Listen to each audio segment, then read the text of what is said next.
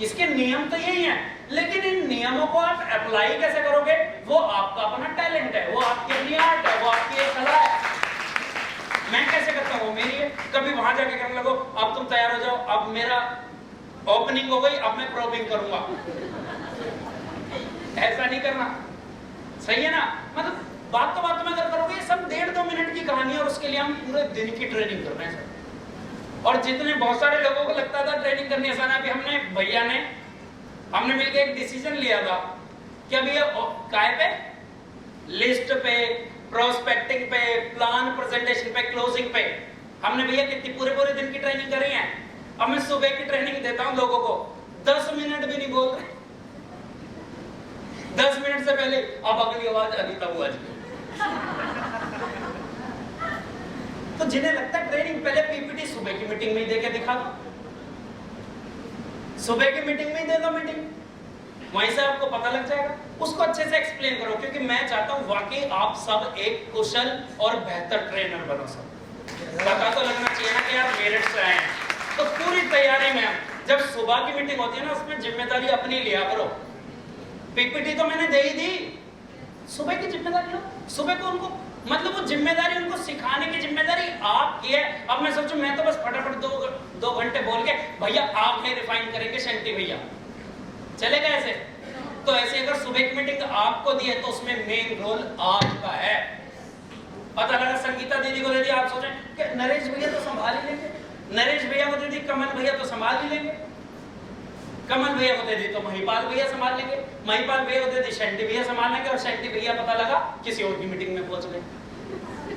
क्या होगा फिर उस मीटिंग का?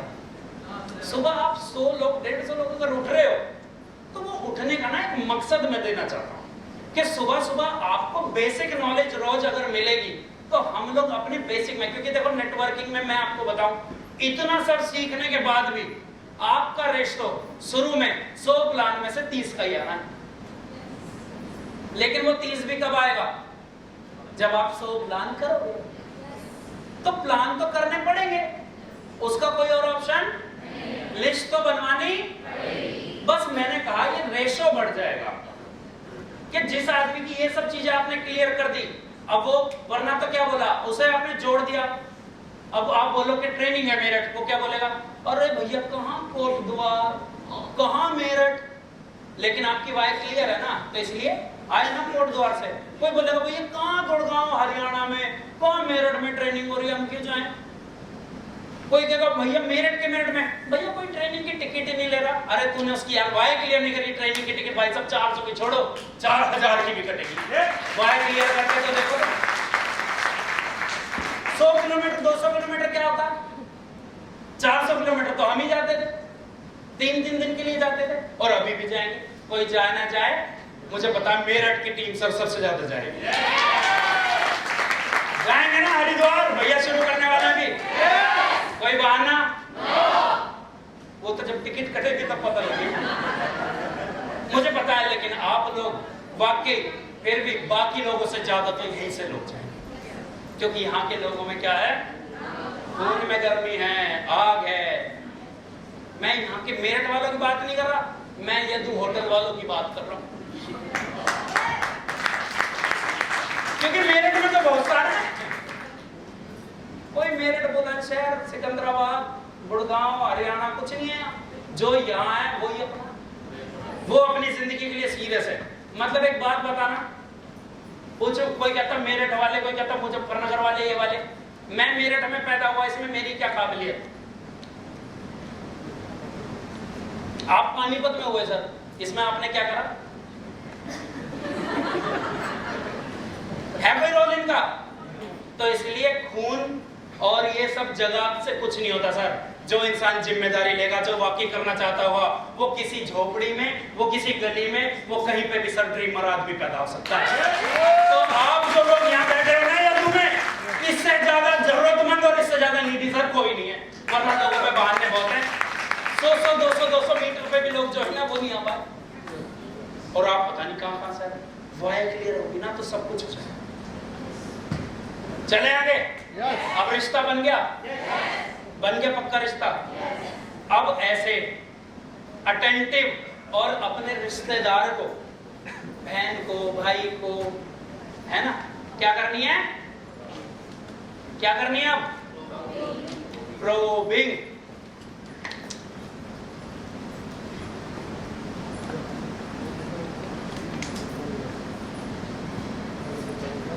पहला क्वेश्चन, पहला सवाल ऐसा होना चाहिए जिससे आपको उसकी परिस्थिति का पता लगे। जैसे कि बड़े भैया आपकी फैमिली में कौन कौन है?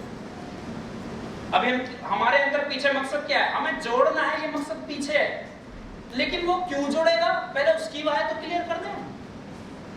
नहीं, बड़े भैया आपके परिवार में कौन कौन है, या बहन आपकी फैमिली में कौन कौन है? क्या बोलेगा वो? मेरी वाइफ है, मम्मी है, पापा हैं, बच्चे हैं। कितने बच्चे हैं आपके? क्योंकि मेरे 2 बच्चे। अच्छा, एक बेटा एक बेटी। बेटा कितने साल का है? क्योंकि बेटा बड़ा है, वो 15 साल का है। बेटी छोटी है, वो 10 साल की है। अच्छा, क्या करा आपने? क्वेश्चन पूछा, साधारण सवाल है, इसमें कोई बुरा मानेगा? सिंपल सवाल है ना। लेकिन अभी देखो इसमें कैसे, इससे आप क्या जान रहे हो? उसकी परिस्थिति। अभी वो सुबह क्या पीने के मूड में बैठा था, और अब हम कहां लेके आ गए इसको? अभी उसने कोई करियर बनाने की, उसको उसके फ्यूचर की कोई चिंता नहीं है उसको। हम उसको अवगत कराएंगे उसकी परिस्थिति से, जो सच्चाई है। आने वाले लोग, वरना क्या होता है, जब बेटी 25 साल की हो जाएगी, 24 साल की, तब मामा शादी आ गई, अचानक निकल गई, पैसे दे दियो 50,000। जब वो पैदा हुई थी तब नहीं पता वो शादी होगी उसकी। 24 साल हो गए और तू कह रहा अभी अचानक निकल गई शादी। 24 साल में तेरे को यही नहीं पता उसकी शादी करनी पड़ेगी? पता है ना? फिर क्या बोलेंगे दोस्तों से, ये दियो वो दियो। ये वो लोग होते हैं जो अपने फ्यूचर की तैयारी नहीं करते। और मुझे पता है इस हॉल में जितने बैठे हैं, हम अपना तो अपने बच्चों के भी फ्यूचर की तैयारी करते हैं। परिस्थिति, आने वाली परिस्थिति से उसको अवगत करेंगे। अच्छा ठीक है, और भैया ये मकान के अलावा कुछ नहीं? भैया ये अपना ही। अच्छा, 2 कमरे हैं उसमें, एक में मम्मी पापा रहते हैं, एक में वो रहते हैं। ये उसकी क्या है? परिस्थिति। आपने उससे जान लिया। अब आपको उससे अगला क्वेश्चन क्या करना है? उस परिस्थिति में उसको आने वाली समस्याएं क्या है? अब समस्या क्या है?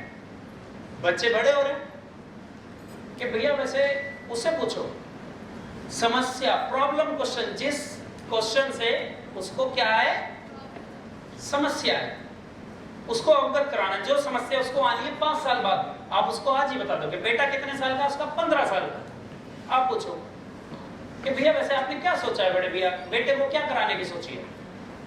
ज्यादातर क्या बोलेंगे लोग कि मैंने कभी ऐसा सोचा नहीं। कि चलो कोई बात नहीं बड़े भैया, अभी सोच लेते हैं। क्या आप क्या बनाना क्या चाहते हो अपने बच्चे को? फिर भी वो क्या, सबसे ज्यादा लोग क्या बोलेंगे? भैया ऐसा कभी कुछ सोचा ही नहीं। तो फिर आप कि चलो कोई बात नहीं सोचा। कि जैसे अगर आप उसको बोलो कि ले 1 घंटा है तेरे पास, 2 घंटे हैं, आपने क्या देखा वो क्या पसंद करता है? क्योंकि भैया वो तुरंत बैट बॉल लेके पहुंच जाता है मैदान में, पार्क में। तो इससे क्या पता लगता है आपके बच्चे का इंटरेस्ट किस चीज में? किस में? क्रिकेट में क्रिकेटर बनना चाहता है। ये मैं आपको एक एग्जांपल दे रहा हूं, क्योंकि देखो 2 घंटे 3 घंटे में इस पे मैं चाहूं तो सुबह से शाम कर सकता हूं। इतने क्वेश्चन है मेरे पास। एक मिडिल क्लास की बात मैं कर रहा हूं।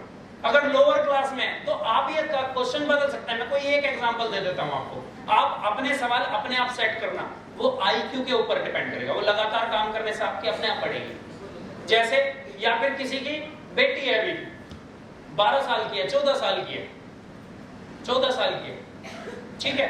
अब आप उससे क्या पूछ सकते हो कि बड़े भैया वैसे 14 साल की है, आपके यहाँ पे शादी कितने साल के में जाती है?